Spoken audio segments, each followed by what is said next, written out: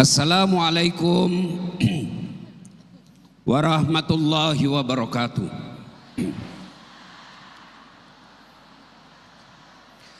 Alhamdulillah, alhamdulillahi rabbil alamin. Wa bihi nasta'inu ala umurid dunya waddin. Ashhadu an la ilaha illallah wa ashhadu anna Muhammadan abduhu wa rasuluh. Allahumma salli ala Sayyidina Muhammad wa ala alihi wa sahbihi ajma'in, amma ba'd. Ibu bapak, saudara-saudara sekalian, teristimewa guru saya, Bapak Menteri Agama Republik Indonesia yang sekaligus Imam Besar Masjid Istiqlal beserta para menteri, Ketua Umum PP Muslimat NU dan pembina, dan seluruh pengurus yang insya Allah dimuliakan rahmati Allah Subhanahu wa Ta'ala. Saat perjalanan saya tadi menuju ke Istiqlal, saya melihat baleho, ada foto saya, ada foto Pak Menteri, ada foto Ibu Khofifah Indar Parawansa, ada juga di sampingnya fotonya Ibu Menteri PPPA. Dalam hati saya tidak pernah membayangkan bisa ada gambar saya di depan Masjid Istiqlal yang dulu saya hanya lihat di televisi. Saya tidak pernah membayangkan bisa mendengar secara langsung Ibu Maria Ulfah membacakan ayat suci Al-Quran. Pada saat masih SMP saya remaja masjid, saya selalu mendengar pembacaan ayat sucinya di kaset pada zaman itu.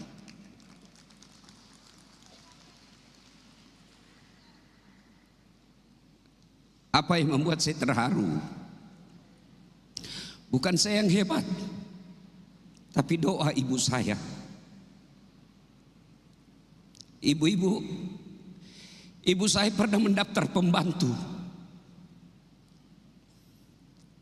PLTA Bakaru namanya waktu itu di Pindrang. Mau mendaftar pembantu di perusahaan itu, perusahaan Korea. Tapi tidak ada satupun keluarga saya setuju. Bukan anaknya yang tidak setuju, tapi sepupu-sepupu saya. Kenapa? Dianggap aib. Siapa sangka bisa melahirkan Dasat Latif. Ibu saya, Bu, tidak pernah baju seragam seperti ini. Tidak pernah ikut majelis taklim. Malu dia tampil di tengah-tengah. Tapi yang hebat, doanya. Setiap saya mau pergi dakwah, pasti saya telepon. Mak, belok kalau Bontang. Mak, melok kalau Medan. Mak, melok kalau Hong Kong. Apa titip doa? Mak, saya mau ke Hong Kong, saya mau ke Medan. Selalu dia doa. Nak, 7 kali kau saya doakan dalam sehari. 5 waktuku dalam sholat duhaku dan dalam sholat tahajudku. Itu yang membuat anak kuat. Ini yang ditularkan harus kepada ibu-ibu muslimat NU. Kita tidak boleh kalah dengan ibu-ibu Hebring. Kita tidak boleh kalah dengan ibu-ibu netizen. Kita harus kuat menjadi ibu-ibu pembina rumah tangga yang hebat. Insya Allah. Ini catatan pertama. Kehebatan kita, Profesor Nasaruddin Umar, Ibu Khofifah Indar Parawansa, Ibu Menteri Perlindungan Anak, kita semua di sini sesungguhnya bukan kita yang hebat, tapi kerja dari ibu kita. Maka pertama kita bangga ada muslimat NU yang hadir di Indonesia yang terus memelihara kemuliaan ibu dan memelihara anak-anak kita. Yang kedua, kenapa saya diundang ceramah? Ini dulu yang perlu diluruskan. Bukan karena saya paling pintar di sini. Ada 2 beban penceramah yang sangat berat bagi saya. Satu, ceramah di depan orang tua, ibu bapak kita. Kenapa? Dia tahu kita punya kelemahan dari A sampai Z. Yang kedua, ceramah di depan guru karena dia tahu batas ilmu kita. 2 hal ini menimpa diri saya sekarang ini. Ada guru saya Profesor Dr. Nasaruddin Umar, ada ibu-ibu saya, Pak, ibu-ibu yang ada muslimat NU di sini. Jadi berat rasanya saya ceramah di tempat ini. Lalu kenapa Ustadz dipanggil ceramah di tempat ini? Satu, karena saya yang paling banyak followerku. Bukan karena saya paling pintar, Pak, bukan, karena paling banyak follower saya. Yang kedua, pertimbangan panitia. Kenapa undang Ustadz Dasat? Karena Ustadz Dasat paling sering gaspol ibu-ibu. Saya pernah suatu ketika peresmian masjidnya almarhum Taufik Kenas, diundang sama Ibu Megawati ceramah. Begitu saya ketemu beliau jabat tangan, dia bilang, saya suka ceramah-ceramahmu, tapi kau selalu kena ibu-ibu, gaspol ibu-ibu. Kenapa selalu ibu-ibu kau gas? Saya bilang, begitulah cara saya mencintai ibu-ibu, karena tanpa ibu-ibu kita bisa tidak ada artinya. Nah, apa hubungannya muslimat NU dengan Isra Mi'raj? Satu, izinkan saya menyampaikan pemikiran saya. Ibu-ibu, dalam Islam ada 2 tahun yang unik namanya. 1 tahun gajah. Kenapa disebut tahun gajah? Ada ibu-ibu netizen dia bilang, Ustadz, karena bukan tahun kambing. Tentu bukan NU, muslimat NU ini. Ini tahun gajah, tahun lahirnya Nabi. Itu kita peringati dengan Maulid. Yang kedua, ada disebut tahun duka cita, tahun Isra'nya Nabi. Kenapa disebut tahun duka cita? Karena ada 2 orang yang meninggal pada tahun yang sama. Orang yang paling dicintai Nabi dan mencintai Nabi wafat pada tahun yang sama. Siapa ibu? 1, paman Nabi Abu Thalib. 2, istri Nabi Siti Khadijah. Nabi ditinggal dengan perempuan yang paling dicintai, sampai Nabi berkata, barang siapa seorang perempuan meninggal dunia lalu suaminya berduka terus mengenang kebaikannya, percayalah itu ciri-ciri wanita penghuni sorga. Contoh ibu, contoh misal saja ini bu, misal ibu lebih duluan meninggal, misal aja ini bu. Atau saya tanya bu, tolong dijawab, kalau disuruh pilih mana bu? Ibu duluan meninggal atau suami? Allah, suami. Saya ulang dulu bu, saya ulang. Ibu kalau disuruh pilih ibu duluan meninggal atau suami? Allah karim, setengah mati kita cari kedua, Pak, kita didoakan duluan mati, Pak. Anggap saja ini bu ya, anggap. Ibu meninggal duluan, lalu suami masuk kamar selalu berduka. Baik betul istri saya ini. Meskipun dia suka ngomel, rasa-rasanya ngomelannya itu seperti radio rusak.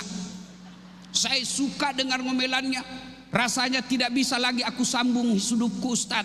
Itu ciri-ciri wanita penghuni surga. Tapi kalau sebaliknya, begitu ibu meninggal, suami masuk kamar berteriak, merdeka!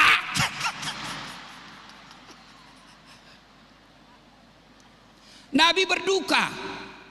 Kenapa? Meninggal istri beliau. Pada saat Nabi berduka itu Pak, Allah kemudian perintahkan kepada malaikat Jibril, Jibril, kau turun jemput kekasihku Muhammad. Saya mau hibur dia, dia lagi duka, saya ingin menghiburnya. Kemana? Taman Mini? Bukan. Kemana? Ancol? Tidak. Kemana? Bali? Bukan. Kemana? Ketemu dengan Allah. Bu, Lebaran kemarin saya dapat kartu lebaran dari Bapak Prabowo. Ibu tahu Prabowo? Ditanda tangan selamat hari raya dari Istana Negara, ditanda tangan. Itu kartu lebaran saya bu, saya bawa pulang kampung. Saya kasih lihat semua keluarga aku di kampung. Kau lihat presiden kirim ke saya. Sudah bangga saya Pak. Sampai sekarang masih saya simpan itu kartu lebarannya. Padahal presiden Indonesia sudah berapa berganti. Kita sudah bangga. Kemarin ada dosen UIN diundang ke Istana Negara ketemu Prabowo, Bapak Presiden, kumpul 1000 lebih profesor. Dia bikin catatan, dia kirimkan saya. Saya bilang, Prof, itu hanya Istana Negara. Bagaimana kalau ketemu dengan Allah? Maka Allah menghibur Nabiullah Muhammad SAW ketemu dengan Allah yang kita kenal sekarang dengan istilah Isra Mi'raj. Nah, itulah latar belakangnya kenapa Isra. Ya, kita baca lagi Al-Qur'annya. Kejadian Isra Mi'raj. Subhanalladzi asra. Coba kita lihat. Allah bercerita tentang hancurnya Fir'aun. Allah bercerita tentang hebatnya kejadian Adam alaihissalam. Allah bercerita tentang kisah-kisah spektakuler dalam Quran. Tapi Isra Mi'raj memulainya dengan Subhana. Kisah lain tidak dimulai dengan Subhana. Ini Allah ingin katakan, hambaku, ini cerita Isra Mi'raj, saya pertaruhkan kesucianku. Saya pertaruhkan kesucianku dari ketidakterbatasan. Maha suci Allah dari ketidakmampuan, maha suci Allah dari kebohongan, maha suci Allah dari segala-galanya. Nah, kisah Isra Mi'raj. Nah, waktu Nabi ceritakan kejadian Isra Mi'raj, Abu Jahal, kalau bahasa kita di Jakarta, sudah gila ini nak. Masa dia katanya dari langit? Tidak masuk di akal. Kenapa? Waktu itu perjalanan dari Mekah ke Palestina, kendaraan paling cepat saat itu naik onta. Berapa waktu dibutuhkan? 1 bulan kesananya, 1 bulan balik lebih. Berarti 2 bulan PP. Sementara Nabi tidak cukup 1 malam. Quran mengatakan lailam. Apa itu lailam? Sebagian malam saja, tidak cukup 1 malam. 1 malam itu dari maghrib sampai subuh. Sementara Isra Mi'raj sebagian malam saja. Orang tidak percaya. Saya kasih contoh. Kemarin jam 2 siang saya ke Langkat.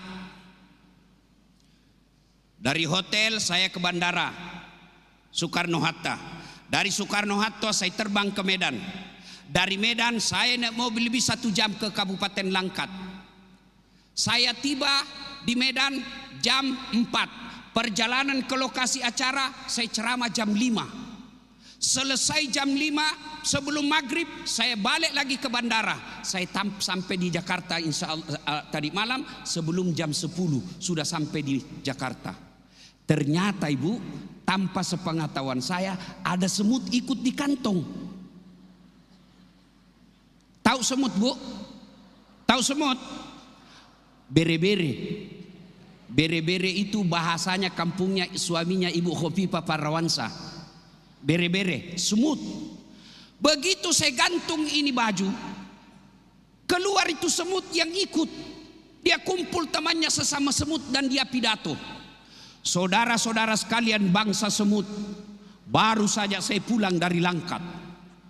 Dia bilang temannya, jam berapa kau pergi Mas Bro? Dia bilang tadi pagi, tadi siang jam 2. Jam 10 malam kau ada lagi di Jakarta? Dia bilang iyo, buktinya kau lihat saya toh. Kau bohong. Baru kau saja keluar ke jalan raya, diinjak kau mobil. Tidak mungkin. Apa kata semut yang di kantong saya? Betul itu yang kau bilang, kalau saya yang jalan. Ini saya sembunyi di kantongnya Dasat Latif. Dia naik pesawat ke Medan, lalu naik mobil ke Langkat, balik pun demikian. Betul saya tidak pernah tinggalkan kantongnya, tapi betul saya dari Langkat. Masuk akal enggak Bu? Masuk akal? Mestinya begini kita memahami Isra Mi'raj. Ibu-ibu, Bu, ini jam tangan saya, bisa gerak enggak? Bisa gerak enggak? Enggak. Bulan lalu dia dari Hong Kong. Ibu tahu Hong Kong? Ibu tahu Hong Kong? Tahu Bu? Tanah Abang belok kanan. Saya waktu sampai di Hong Kong saya bilang, wah inilah yang saya lihat dulu negaranya Jackie Chan yang saya lihat bersilat-silat. Saya sampai juga di situ. Ini dari Hong Kong Bu, mana bisa dia tidak bisa gerak? Siapa yang gerak? Dasat Latif. Itulah makna dari ayat Subhanalladzi asra bi abdihi. Maha suci Allah yang memperjalankan hambanya. Apa memperjalankan? Allah yang aktif, Nabi Muhammad terima beres. Namanya diperjalankan berarti semua yang urus yang mengundang. Contoh, saya diundang ke sini, siapa yang tanggung semuanya? Muslimat NU, tiketnya, hotelnya, konsumsinya, termasuk itunya. Tapi panitia Muslimat NU tenang, tidak usah ibu tanggung itunya. Ibu Khofifah tadi sudah kasih tahu, saya yang tanggung itu Pak Ustadz. Tidak usah. Berarti karena Allah yang ngundang, semua fasilitas ditanggung oleh negara. Pak Menteri Agama lagi dinas tugas negara ke Palopo, ke Sulawesi Selatan, ke Sumatera, itu ditanggung oleh negara. Kenapa? Ditugaskan oleh negara. Allah yang mengundang Rasulullah, maka Allah semuanya yang menanggung semua perjalanannya. Subhanalladzi asra bi abdihi. Timbul pertanyaan, ibu-ibu, dari Mekah ke Masjidil Aqsa lalu ke atas langit. Ibu-ibu saya tanya, bisa enggak dari Mekah langsung ke langit? Bisa. Bisa enggak dari Madinah langsung ke langit? Bisa. Bisa enggak Masjidil Aqsa langsung ke langit? Bisa enggak dari Jakarta langsung ke langit? Lalu kenapa Allah mesti ke Palestina kan lagi? Kenapa tidak langsung saja dari Mekah naik ke langit? Kenapa mesti ke Palestina lagi? Memperpanjang perjalanan. Seperti PNS kita, selalu ada nota perjalanan dinas, tidak ada perjalanannya. Itu dulu. Sebelum Pak Prabowo, itu dulu. Enggak lagi sekarang, enggak sekarang, enggak lagi. Efisiensi anggaran, ya toh? Nah, Allah jawab. Kan mahasiswa saya tanya, Pak, mahasiswa sekarang kan kreatif dan kritis. Kenapa Ustadz? Kenapa mesti ke Palestina? Kenapa tidak langsung saja dari Makkah naik ke langit? Allah yang jawab, linuriyahu min ayatina. Allah ingin memperlihatkan sebagian dari tanda-tanda kebesaran kami, kata Allah. Apa yang diperlihatkan? Satu yang diperlihatkan, ada manusia bu nanam bibit, langsung tumbuh. Hebatnya lagi langsung berbuah. Hebatnya lagi langsung panen. Begitu dipetik buahnya, muncul buah baru. Petik, muncul lagi. Tanam, langsung panen. Ada ibu bupati di sini. Ada kejadian seperti itu di kabupaten ibu, tanam langsung panen? Kalau di kampung saya, tanam gagal panen. Ini tanam langsung panen. Nabi kagum. Jibril, siapa itu? Hebat betul. Jibril menjawab, itulah umatmu yang rajin bersedekah. Bahasanya Pak Menteri tadi, berkontribusi kepada orang lain. Sedekah. Bu, jangan tunggu kaya baru sedekah. Ya, kalau ibu tunggu kaya baru sedekah, tiba-tiba meninggal tidak kaya, tidak adalah sedekah kita. Sedekah tidak selalu duit. Sedekahnya orang kaya duitnya, sedekahnya orang pintar ilmunya, sedekahnya penguasa kekuasaannya, sedekahnya kita ibu-ibu didik anak. Sedekahnya bapak-bapak cari nafkah, itu sedekah buat keluarga. Dan hebatnya sedekah kepada keluarga cari nafkah itu lebih mulia di sisi Allah. Bapak tahu, ini motivasi buat bapak-bapak yang cari nafkah seperti kami ini. Ada dua manusia yang pernah dicium tangannya Rasulullah. Satu diantaranya namanya As'ad Al-Ansari. Nabi pulang dari medan perang. Tiba-tiba Nabi jabat tangan dengan sahabat ini. Terasa tangannya sangat kasar. Nabi bertanya, kenapa kasar begini tanganmu? Kan kentara itu tangan pejabat dengan tangan buruh. Iya kan? Iya bu. Coba jabat tangan dengan Ibu Khofifah dengan Ibu Cleaning Service. Beda-beda itu. Iya toh? Nah, Nabi, kasar begini tanganmu, kenapa? Ya Rasulullah, saya buru.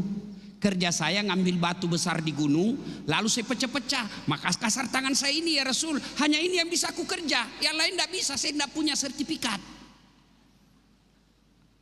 Nabi ambil tangannya, lalu beliau cium.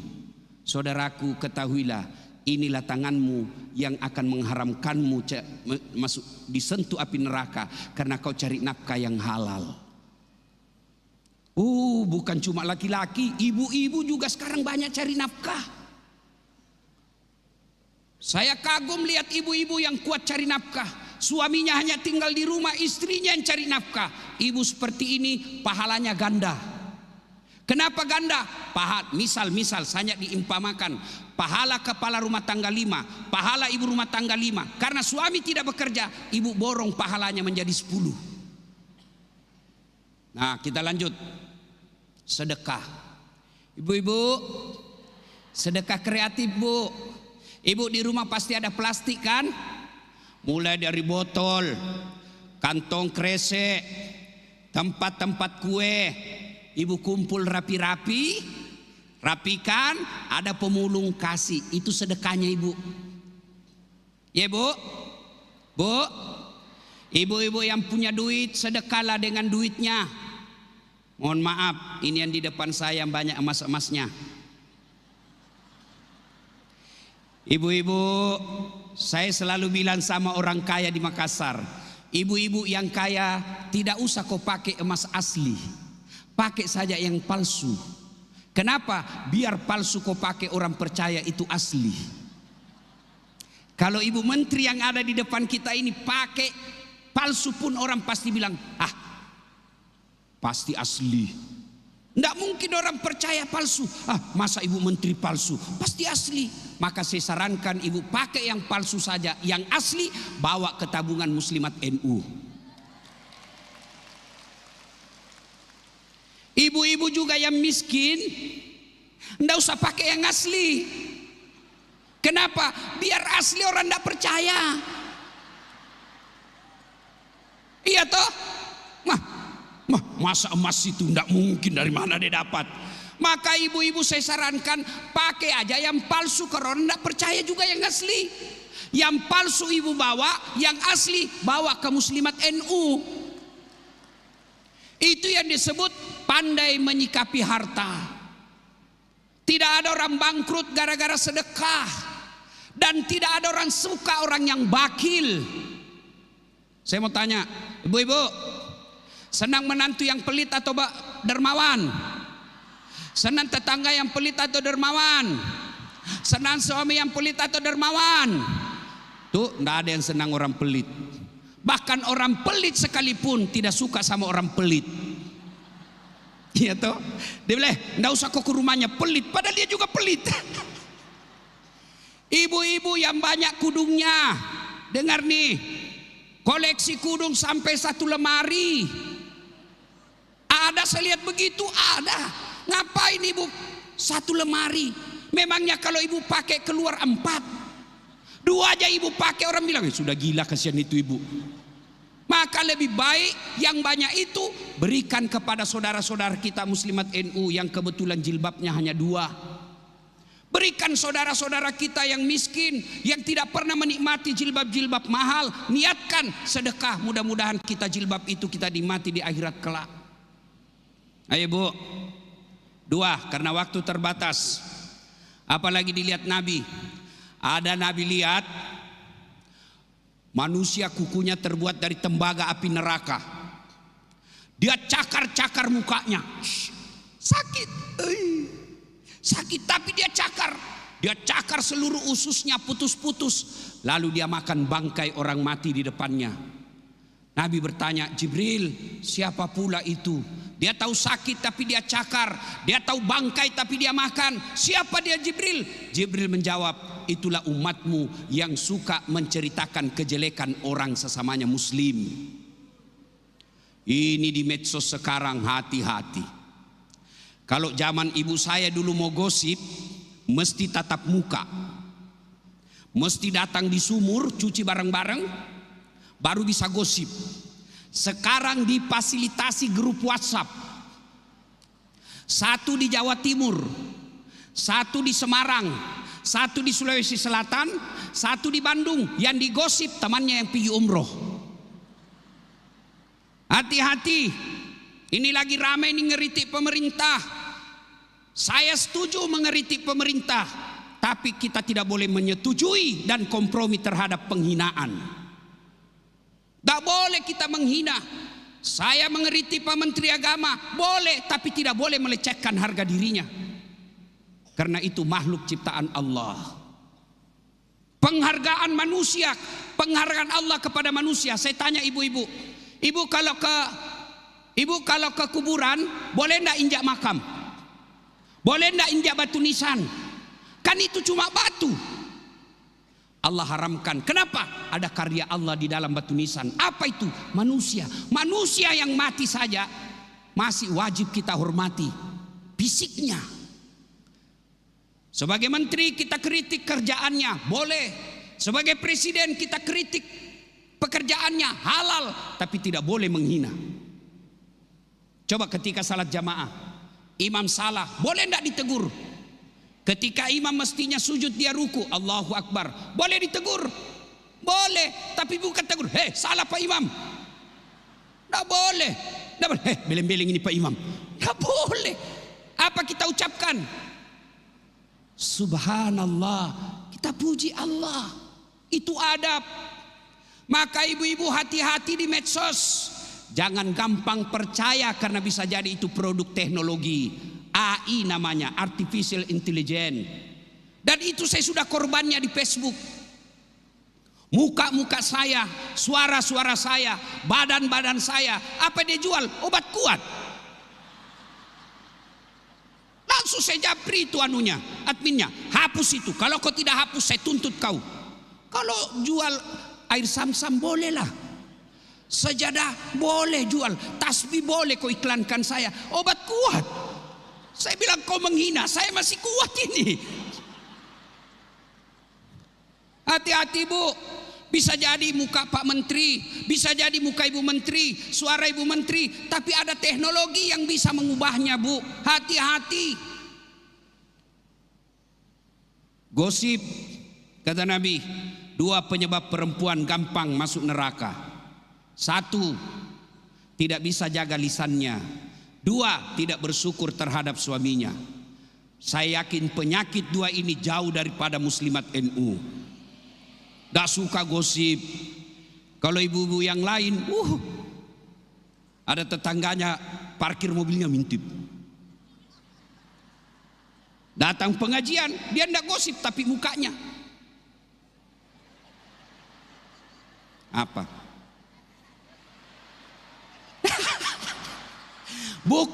Bukan muslimat NU, bukan. Nah, bukan. Apa? Kau lihat tadi malam itu? Apa? Sinetron. Jangan cerita ya. Iya, betul. Ini namanya suka ibu campur. Ibu-ibu kalau selalu ikut campur urusannya orang, nanti takdirnya seperti toge. Tahu toge, Bu? Tahu toge? Soto Banjar ada. Pecel, gado-gado, jalang kote, ikan doang. Karena dia selalu ikut campur, maka Allah takdirkan toge itu tidak ada yang lurus, semua bengkok. Jadi kalau ada ibu muslimat NU pagi-pagi nunggu ustadz gosip, toge nih. Saya kemarin Bu di Langkat, itulah hebatnya perempuan Pak. Perempuan itu paling gampang ikut pengajian. Coba lihat kita sekarang. Lebih banyak perempuannya dari laki-lakinya. Saya kemarin di Langkat, satu penuh kira-kira 15.000 orang. Boleh dikata kira-kira 11.000 perempuan, sedikit laki-laki. Di sini pun banyak. Cuma itu penyakitnya. 1, tidak bisa tahan lisan. Saya lewat kemarin di Langkat, Bu, ada yang gosip saya, dia bilang, itu juga bajunya yang di YouTube. Sampai baju saya pun diperhatikan. Inilah penyakitnya ibu-ibu. Iya. Yang kedua, tidak pandai bersyukur terhadap nikmat suami. Ibu-ibu, Kalau tidak senang sama sifat suami, suami kasar, suami tidak bertanggung jawab, jangan curhat di medsos. Perselingkuhan yang saya lihat di medsos berawal dari kajian-kajian di hotel yang berbayar. Sudah itu dia curhat-curhatan. Lama-lama curhat-curhat, akhirnya terjadi perselingkuhan. Saya seandainya bukan ustadz, Bu, mungkin terkorbannya. Ibu Gub, sekarang banyak ibu-ibu yang curhat sama saya. Setelah saya viral, banyak janda-janda curhat. Ustadz, baru saja suami saya meninggal, adakah doa-doa penenang jiwa? Saya kasihlah, ibu amalkan ini kalau lagi risau, bangun tengah malam zikir ini. Lama-lama dia bilang, Ustadz, alhamdulillah jiwaku sudah tenang. Maukah Ustadz menjadi imam dalam hidupku? Wah, modus. Modus juga ini ibu. Saya bilang, mohon maaf ibu, saya bukan imam, saya penceramah. Bu, ada masalah sama suami, jangan curhat di medsos. Curhatlah kepada Allah. Manusia, dia saudara saya Ustadz, tidak mungkin dia cerita saya. Siapa itu yang dorong Nabi Yusuf masuk ke sumurnya? Saudaranya. Dia paman saya Ustadz, bapakku dengan bapaknya saudara. Siapa Abu Lahab? Pamannya Nabi. Jadi Bu, ada masalah, jangan curhat di medsos, minta kepada Allah. Ibu juga kalau tahu rumah tangganya orang bermasalah, jangan digosip. Untuk apa? Kasihan betul itu ibu, rajin majelis taklim, tiap bulan 4 kali pengajian, suaminya selingkuh. Apa yang ibu capai dengan cerita seperti itu? Lebih baik ibu ucapkan, na'udzubillah min zalik, kita berlindung kepada Allah dari keburukan seperti itu. Suami tidak marah-marah suami, ibu nyanyi aja santai. Pulangkan saja aku pada, atau lihatlah tanda bekas sering kau. Bila kau marah, salah samakah aku yang di. Oh, berarti ibu-ibu tua memang sudah di sini. Benar, ini sudah cocok muslimat NU, bukan patayan. Bu, kalau bertengkar sama suami, jangan cerita kejelekannya ke mertua. Bertengkar sama suami, jangan cerita kejelekannya kepada ipar, karena tidak ada faedahnya. Lebih baik ibu bangun sholat hajat, minta kepada Allah. Kekuatan ibu ada pada doa. Saya juga kalau istri saya ngeluh, saya juga tidak marah, saya balas juga dengan lagu. Kenapa kau terlambat? Kau selalu tinggalkan kita. Pulang 1 hari, pergi lagi 1 minggu. Saya diam-diam, saya balik sambil saya menyanyi. Tiap malam engkau ku tinggal pergi. Bukannya aku sengaja. Demi kau dan terpaksa. Wah, mantap. Bu, itu jauh lebih baik daripada lagu ibu-ibu netizen. Apa ibu-ibu lagunya sekarang, Bu? Putar ke kiri, nona. Putarlah ke kanan. Apa itu kok dapat kiri kanan? Jangan sampai ibu muslimat NU. Contoh-contoh itu majelis taklim sebagian. Jilbabnya sempit, warna jilbabnya seperti warna kulit. Bapak-bapak di belakang, ibu-ibu di depan. 1, 2, bapak-bapak di belakang. 3, Bu, ibu, ada ibu lihat begitu? Tugasnya muslimat NU untuk dakwah kepada mereka. Ya. 3, apa dilihat lagi oleh Nabi? Bu, ada lagi dilihat Nabi, orang yang diberikan pilihan daging yang harum, matang, bersih, di samping kirinya daging yang bau, berulat, busuk, suruh pilih mana? Apa dia pilih? Daging yang bau bangkai dan berulat. Ya Jibril, siapa pula itu? Jibril menjawab, itu umatmu yang suka berselingkuh. Saya diprotes sama ibu-ibu, sekarang Ustadz lebih banyak laki-laki selingkuh dari perempuan. Saya bilang sama jumlahnya ibu. Kenapa bisa? Masa laki-laki selingkuh sama laki-laki? Tapi tidak usah bahas ini, lain kali. Karena waktu terbatas. Nabi sampai ke Masjidil Aqsa, naik, terima. Allah menyambut Nabi, Assalamu alaika ayyuhan nabiyyu wa rahmatullahi wa barakatuh. Nabi kemudian disambut pula. Nabi menyambutnya, Assalamu alaina wa ala ibadillahis salihin.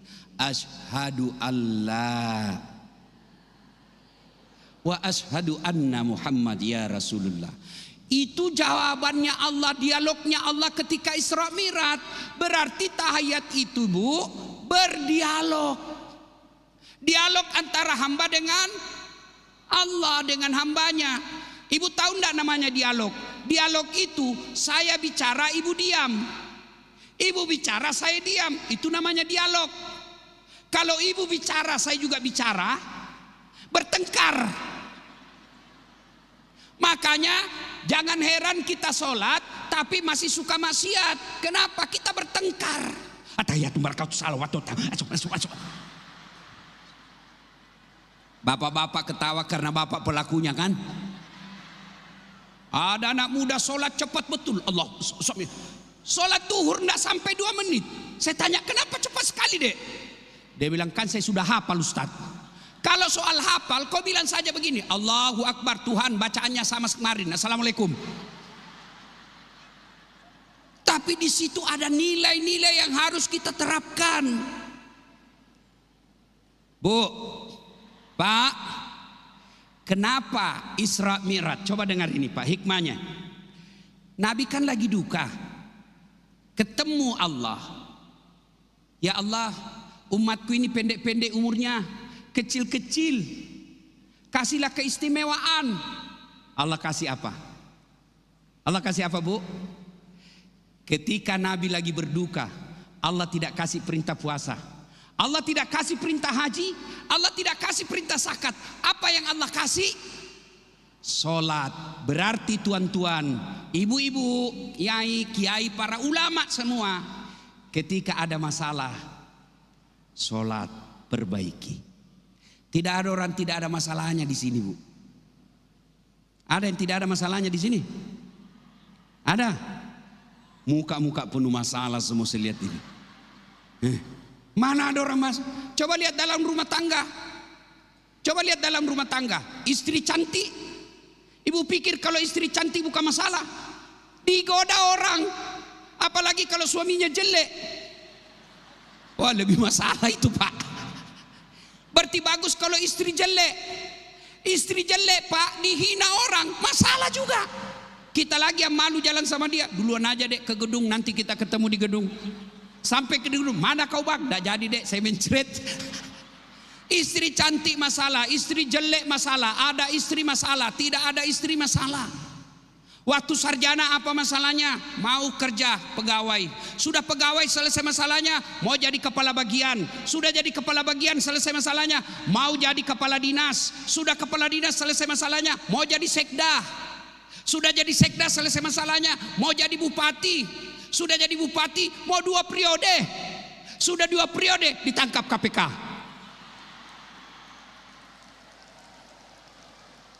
Iya toh? Mana ada tidak ada masalahnya? Ini bapak-bapak ini, saya tahu semua masalahnya bapak ini. Takut sama istrinya juga semua ini Pak. Tidak ada orang tidak takut sama istrinya, termasuk Ustaz Dasad. Tidak ada itu. Masalah berarti ketika ada masalah, bapak ibu tidak usah cari kambing hitam. Lebih baik periksa sholatnya. Ustadz, kenapa rumah tanggaku kok mewah rumah, mobil bagus, fasilitas ada, kok tidak bisa ada sakinah, kok tidak ada ketentraman jiwa, tidak sholat. Saya sholat Ustadz, betul kau sholat tapi tidak ikhlas. Hayya 'alas sholat, asar lagi, tidak ikhlas. Saya sholat Ustadz, betul ibu sholat tapi yang diingat masakan. Allahu Akbar. Wih, lupa matikan kompor. Oh, pasti ibu tidak ingat. Allahu Akbar. Iya toh. Saya sholat Ustadz, betul sholat tapi tata gerakannya dari pertama sholat sampai puluhan tahun masih begitu-begitu. Allahu Akbar. Allah. Iya karena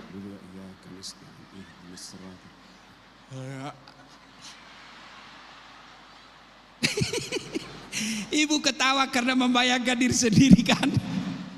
Iya, ayo Isra Mi'raj kali ini, ayo saatnya kita evaluasi kembali bagaimana kualitas sholat kita.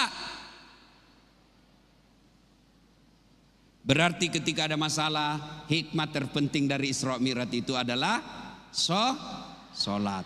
Ustadz, alhamdulillah saya sudah sholat Ustadz. Dengar tadi himbauan ibu pembina, Ibu Dr. Khafifah Indar Parawansa. Apa beliau sampaikan? Dari masjid ke masjid. Ibu ketua juga tadi katakan dari masjid ke masjid. Kalau bisa dari masjid ke masjid. Ibu-ibu, ini dasat latif. Saya bukan alumni pesantren. Saya tidak pernah mondok, Bu. Satu-satunya pesantren yang pernah saya ikuti pesantren kilat. Dari mana saya belajar agama? Dari masjid ke masjid. Maka ibu-ibu, antar anak-anak kita ke masjid. Kalau dia laki-laki, antar dia ke masjid. Kalau dari kecil, antar ke masjid. Kalau dia sudah sarjana, susah, Bu. Lebih pintar dia debat dari kita. Dari kecil. Saya heran kadang-kala kita, Pak. Anak kita ulang tahun mampu kita bawa ke Kuala Lumpur. Anak kita ulang tahun mampu kita buat pesta di hotel. Anak kita ulang tahun kita belikan barang-barang mewah. Tapi kenapa pengajian tidak mampu kita bawa anak kita ke masjid? Bawa anak-anak kita ke masjid. Bagaimana perempuan ke masjid? Tidak ada larangan. Memang ada dulu ulama tidak dianjurkan ke masjid. Kenapa? Karena dulu tidak aman. Sekarang aman. Dulu kalau perempuan ke masjid diculik dan dihina. Sekarang tidak ada, Bu, aman. Apalagi kalau ibu sudah usia 65 tahun. Aman, tidak ada yang mau culik ibu. Ayo datang berjamaah ke masjid. Sudah datang berjamaah di masjid, nilai-nilai jamaah diamalkan. Jangan sampai kita 5 waktu berjamaah, tapi lingkungan kita di komplek tidak ada yang senang. Ada orang, Pak, berjamaahnya 5 waktu, tapi di kompleksnya tidak ada yang senang. Depan rumahnya bertengkar gara-gara sampah. Samping kanannya bertengkar gara-gara parkir. Sebelah kirinya bertengkar gara-gara binatang ternaknya. Padahal hikmah salat jamaah itu rahmatan lil alamin. Coba kalau kita ke masjid, Nabi anjurkan kalau ke masjid pakai parfum sikat gigi. Apakah sikat gigi sama parfum sampai kepada Allah? Tidak. Tapi apa? Makna pendidikan sosialnya. Jangan kau ganggu orang di sampingmu. Jangan sampai kau husuk dengan bacaanmu Allahu Akbar. Kau tadi malam makan jengkol, gak sikat gigi pergi sholat subuh, alhamdulillah Malik. Orang di samping seumur hidup dia nggak ada ingat itu, Pak. Itu artinya kita kalau rajin salat jamaah sebagai Islam yang rahmatan lil alamin, jangan sampai tetangga kita tidak nyaman dengan kehadiran kita. Itulah nilai-nilai dalam salat berjamaah. Itu dalam salat bertetangga. Kan kita ibu sudah tahu semua. Kalau saya tanam mangga, lalu mangga saya ada rahan rantingnya menyeberang ke pagar tetangga, yang nyeberang itu kan halal, Bu, ya? Iya tuh, Bu, halal. Anak mahasiswa saya dengar bilang, Ustadz, bagaimana kalau istrinya tetangganya nyeberang pagar? Sebelum itu lain lagi masalahnya itu. Bapak, saudara-saudara sekalian, pada akhirnya makna terpenting dari lahirnya, turunnya perintah Isra Mi'raj adalah solat. Dan solat ini apabila diaplikasikan dalam kehidupan sehari-hari, maka insya Allah akan terwujud. Inna salata tanha anil fahsya wal munkar. Salat akan mencegah kita dari perbuatan keji dan mungkar. Bu bapak saudara-saudara sekalian, inilah tausiah kita, mudah-mudahan ada manfaat. Jayalah terus muslimat NU. Ingatkan suami-suami ibu sebagai pengurus NU untuk kembali kepada khita NU yang sebenarnya. Karena tanpa nasihat ibu-ibu agak susah juga. Maka ibu-ibu bersyukur kita menjadi pengurus dan aktivis muslimat NU. Insya Allah langkah-langkah kaki kita datang ke sini menjadi amal kebaikan di sisi Allah.